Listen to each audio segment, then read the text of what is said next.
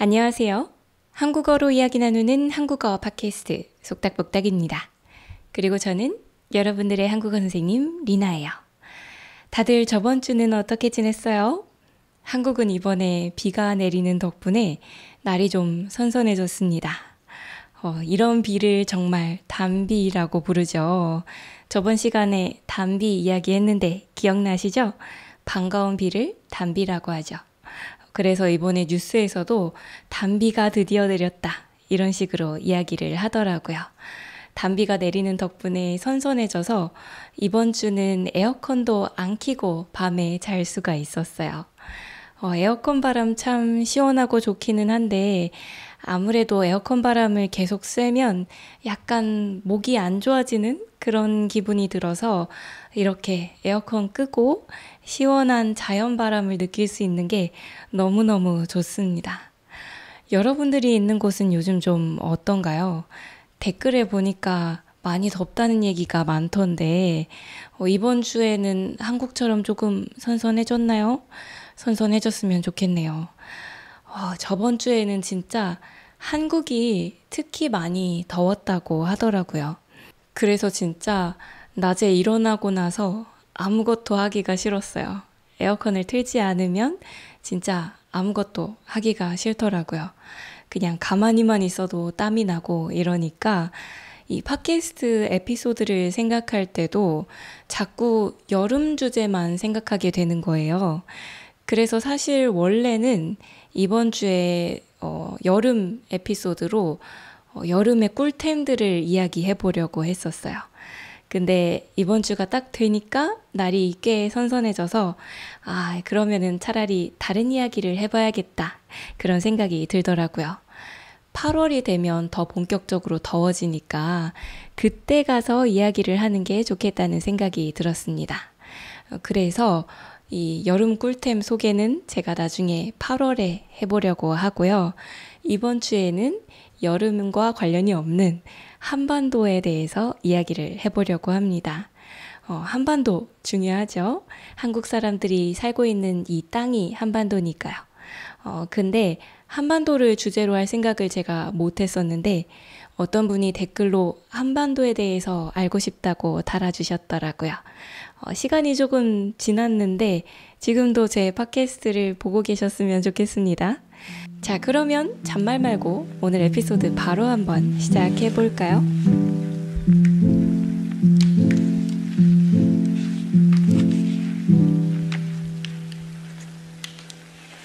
한반도라는 말 다들 들어보셨나요? 한반도라는 건 한국 사람들이 살고 있는 땅이죠. 옛날부터 한국 사람들이 살아왔기 때문에 한국 사람들의 문화와 역사들이 담겨 있습니다. 안타깝게도 지금은 38선이라고 하는 선으로 나뉘어져 있죠. 선으로 나뉘어서 위쪽, 북쪽은 북한, 아래쪽, 남쪽은 남한입니다. 그래도 같은 산줄기가 있고요. 그리고 강줄기도 이어져 있어요.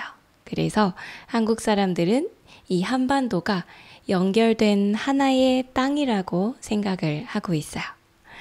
한반도가 어떻게 생겼는지 다들 아시나요? 한반도는 이렇게 생겼습니다. 여러분들은 한반도 모양이 어떻게 생긴 것 같아요? 어떤 사람들은 토끼 모양 같다고 이야기를 하기도 했어요. 예전에 일본의 한 지질학자가 있었는데 지질학자는 땅을 연구하고 땅을 이렇게 설명하고 소개해주는 그런 사람이죠. 이 지질학자 고토 분지로라는 사람이 한국의 이 한반도가 토끼 모양을 닮았다고 이야기를 했어요. 근데 여러분들도 아시겠지만 옛날에 일본에 한국이 식민지화 된 적이 있었잖아요. 그래서 한국 사람들은 이렇게 한반도가 토끼를 닮았다는 일본 지질학자의 말을 정말 안 좋아합니다. 토끼라는 건 귀엽기는 한데요. 사실은 좀 약한 동물이잖아요. 그래서 한국을 식민지화했던 일본에서 이 한국을 약한 토끼로 생각을 했으니까 그게 좀 한국 사람들은 기분이 나빴습니다. 그렇게 생각하는 사람이 많았어요. 특히나 이 토끼가 지금 이렇게 한반도 모양을 보면 이렇게 서 있는 느낌이잖아요. 이게 꼭 토끼가 뒷덜미를 잡힌 것 같다고 생각을 해서 한국 사람들은 정말 안 좋아합니다. 뒷덜미라는 건 여기예요.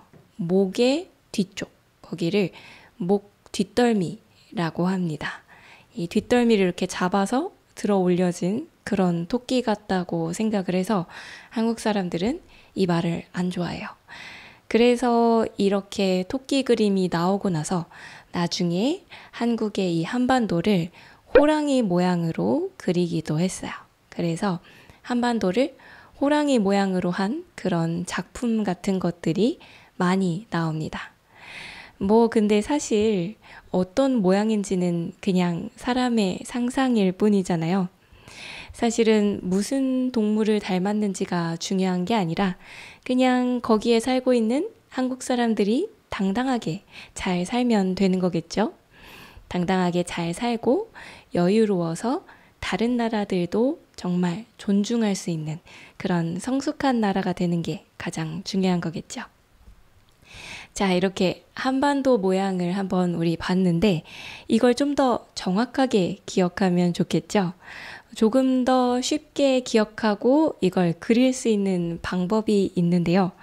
35라는 걸 기억하면 됩니다.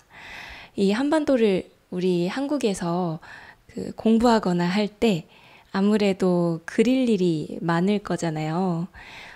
학교에서 한국의 역사에 대해서 한국인들은 배울 테니까 그런 걸 배우거나 아니면 또 뭐가 있을까요? 한국의 역사뿐만이 아니라 지구과학 같은 것도 배우는데 그런 거 배울 때 한국의 지도를 그리면서 노트 필기를 할 일이 많이 있어요. 그때 한국 사람들이 쓸 수 있는 팁이 있는데요. 지도를 35 모양으로 기억하면 됩니다. 네, 35 어떻게 그리는 거냐면요. 먼저 3자를 앞에다가 쓰고요.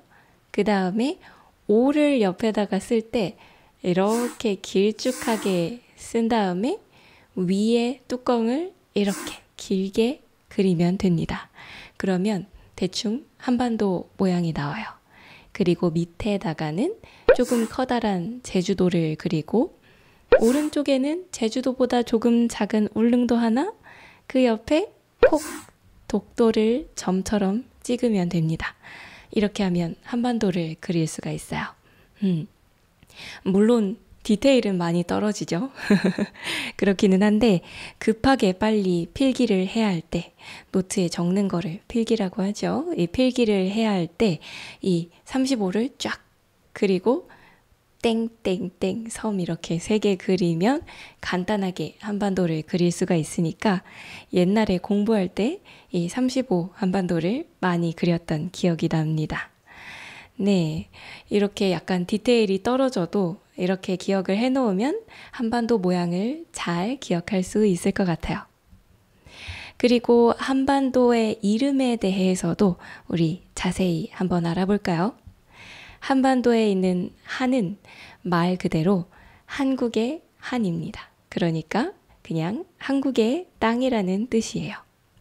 그리고 반도는요, 3개의 면이 바다로 둘러싸여 있고 한쪽 면만 육지로 연결된 땅이라는 뜻이에요. 그래서 한반도는 동해, 서해, 남해라는 3개의 바다로 둘러싸여 있습니다. 한반도는 그냥 한을 빼고 반도라고 이야기를 하기도 해요. 그래서 반도에서 이렇게 말한다. 반도는 이렇지. 이런 식으로 이야기할 때 그냥 한국 땅을 이야기하고 있구나 라고 이해하시면 돼요. 그리고 한국 땅과 다르게 중국은 커다란 하나의 땅이잖아요. 그래서 대륙이라고 많이 말합니다. 이거는 대륙 제품이야. 이런 식으로 말하면 중국 제품이라는 뜻이에요. 그리고 예전에 샤오미라는 제품이 한국에서 좀 유행을 했던 적이 있는데, 샤오미 제품이 중국 건데, 심플하고, 그리고 또 퀄리티도 괜찮게 나와서 대륙의 실수라고 부르기도 했어요. 대륙, 그러니까 중국에서 실수로 너무 좋게 만들어서 싼 가격에 팔았다. 이런 뜻으로 이야기를 했던 겁니다. 그리고 한국의 바로 옆에 있는 일본이 있죠. 그 일본은 열도라고 부릅니다. 열도라는 건 줄지어 있는 섬이라는 뜻이에요. 그래서 한국이 이랬다, 중국이 이랬다, 일본이 이랬다. 이런 식으로 그냥 그 나라를 말할 때도 있지만 열도는 이런 식으로 많이 하더라. 뭐 이런 식으로 일본이라는 말 대신에 열도라는 말을 쓰거나 중국이라는 말 대신에 대륙이라는 말을 쓰기도 합니다. 어쨌든 간에 한국은 세 개의 바다, 남해, 동해, 서해로 둘러싸여 있기 때문에 반도인 겁니다. 그리고 또 한쪽 면은 육지로 연결이 되어 있기는 한데요. 이 사이에 압록강과 두만강, 그리고 백두산이 있기 때문에 사실 여기도 왔다 갔다 하기는 좀 힘들어요. 그래서 사실상 이 한반도는 좀 다른 나라들과 분리가 되어 있다고 볼 수 있어요.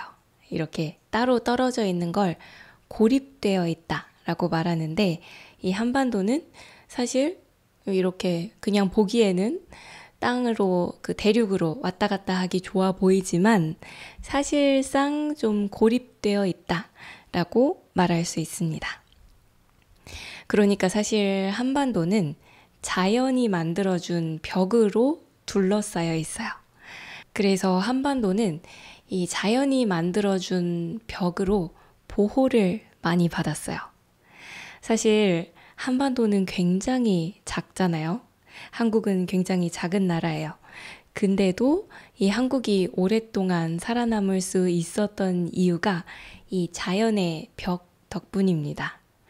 한국은 굉장히 작은데 주변에 있는 나라들은 엄청나게 크죠. 중국이 바로 옆에 서쪽에 있고, 북쪽으로 올라가면 러시아가 있어요. 그리고 동쪽으로 바다를 건너가면 일본이 있습니다. 근데 이 사이에 있어도 이 자연의 벽 덕분에 쉽게 침략을 당하지 않았던 거예요. 물론 어려운 시기도 있었지만 그런 것들을 잘 극복해서 한국이 지금까지 올 수 있었습니다. 이런 나라들이 그리고 주변에 많았기 때문에 한국은 다양한 나라들의 영향을 받으면서 클 수가 있었어요. 자, 이렇게 해서 한반도의 의미, 그리고 한반도가 어디에 있는지 알아봤으니까 이 한반도의 특징에 대해서 하나씩 자세히 알아볼까요? 한반도에 있는 가장 큰 특징은 산, 강, 그리고 바다입니다. 그래서 이 세 가지에 대해서 하나씩 이야기해 볼 거예요. 먼저 한반도에서 제일 중요하고 흔한 건 산입니다. 한반도의 제일 위쪽에 백두산이 있다고 했죠. 이 백두산에서부터 아래쪽에 있는 지리산까지 산줄기가 쭉 이어져 있습니다. 이 산줄기들을 백두대간이라고 불러요. 이 산줄기는 당연히 자연의 산줄기니까 일자로 쭉 뻗어 있는 게 아닙니다. 울퉁불퉁하게 이렇게 내려오는데 그냥 하나의 줄기인 게 아니라 여러 갈래로 이렇게 뻗어져 있어요. 우리 배추 잎 보면 이파리 사이사이로 줄기가 이렇게 막 가고 있잖아요. 그런 것처럼 산줄기도 한반도의 여러 군데에 쫙 퍼져 있어요. 물론 가장 진한 그 산줄기는 한국의 동해 근처 이 옆쪽에 마치 등허리처럼 척추뼈처럼 이렇게 크게 있습니다. 그 다음에 크고 작은 산줄기들이 여기저기 뻗어 있어요. 그래서 한국 땅의 70%는 산으로 이루어져 있습니다. 산들이 그렇게 높지가 않아서 등산 가기가 딱 좋아요. 그래서 한국에는 등산 동호회도 많이 있고요. 그리고 등산 여권이라는 것도 있어요. 진짜 여권은 아니고요.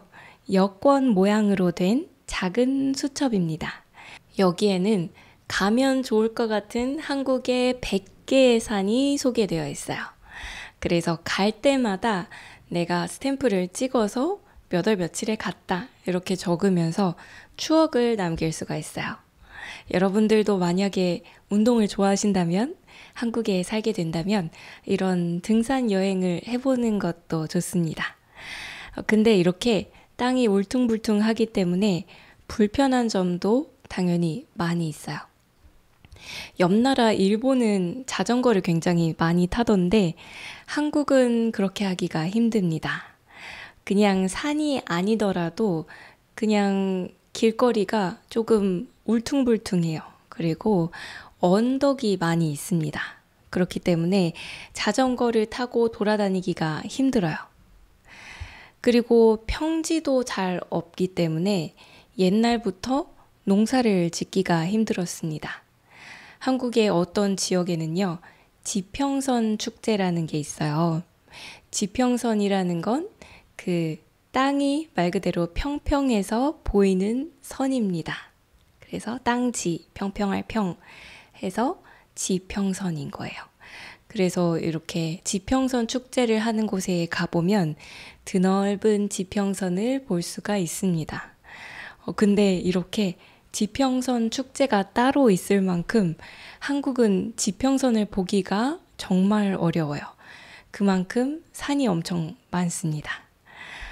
그래서 이런 게 불편하기는 하지만 이 산이 있어서 그 덕분에 다른 나라들로부터 보호를 받을 수가 있었어요.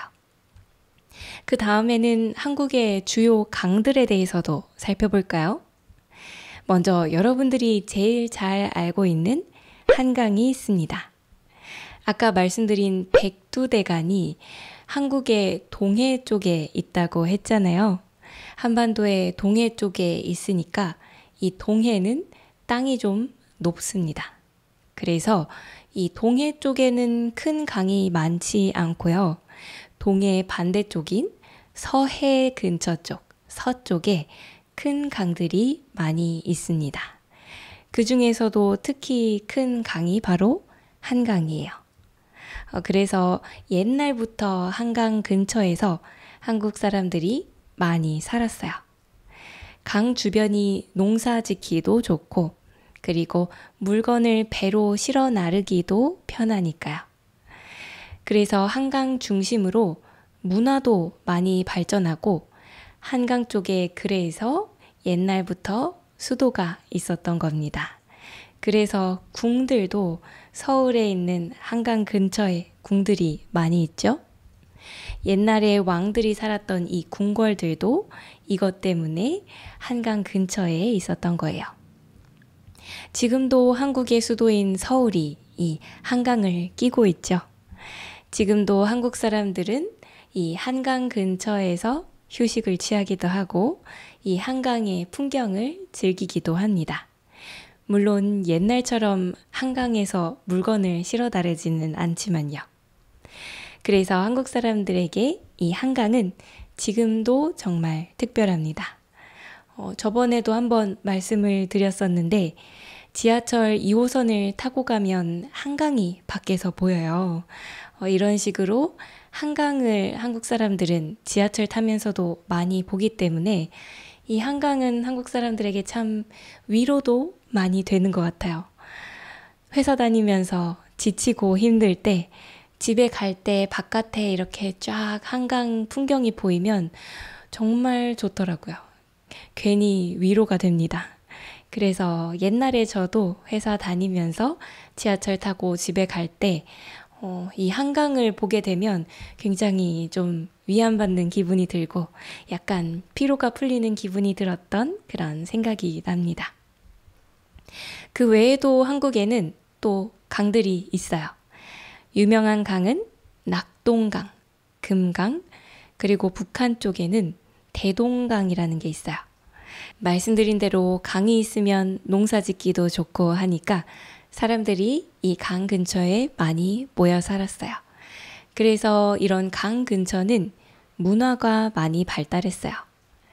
옛날부터 문화가 많이 발달했기 때문에 역사적인 명소들도 이 근처에 많이 있습니다. 근데 이런 명소들을 다 소개하려면요, 옛날 한국의 역사들도 이야기를 해야 하니까 오늘은 이 정도에서 마무리를 해볼게요.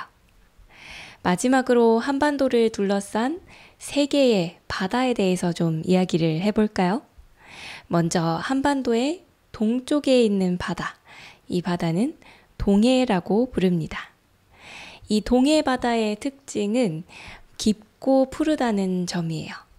그래서 해수욕을 즐기기도 좋고, 그리고 싱싱한 해산물들도 풍부합니다. 특히나 일출이 정말 예뻐서 새해에 해돋이를 보고 싶은 분들은 이 동해에 가서 일출을 보는 사람들이 많이 있어요. 일출과 해돋이는 뭐 거의 같은 말이라고 생각하면 될 것 같아요.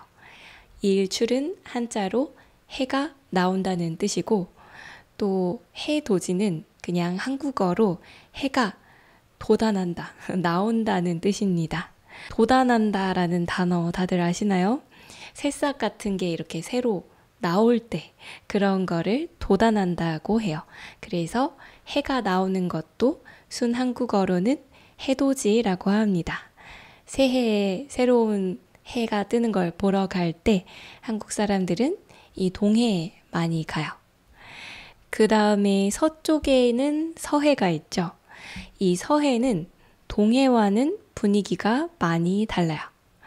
물이 얕고 물이 많이 찼다가 많이 빠집니다. 어떤 바다는 물이 많이 차올랐다가 물이 많이 빠져나가기도 하잖아요. 이걸 한국에서는 밀물과 썰물이라고 부릅니다. 물이 차오르는 걸 밀물이라고 하고요. 그리고 물이 싹 빠지는 걸 썰물이라고 불러요. 그리고 또 밀물 때의 물의 양과 썰물 때의 물의 양의 차이가 클 때 이걸 조수간만의 차가 크다라고 말합니다. 이 서해는 조수간만의 차가 커요. 이렇게 조수간만의 차가 큰 바다에는 갯벌이 생깁니다. 여러분들 머드 알죠? 그 진흙. 이 진흙이 생기는 그 바다가 갯벌이라고 합니다. 그래서 이 갯벌을 사용을 할 수가 있어요. 여기에서 조개를 잡을 수도 있고요. 그리고 또 여름같이 더울 때에는 이곳에서 머드 축제 같은 게 열리기도 합니다. 머드, 진흙. 이 진흙이 피부에 좋다는 이야기가 있잖아요.